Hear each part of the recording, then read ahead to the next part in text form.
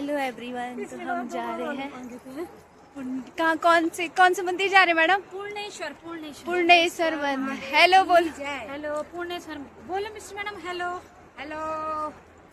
आज हम पूर्णेश्वर महादेव जा रहे हैं।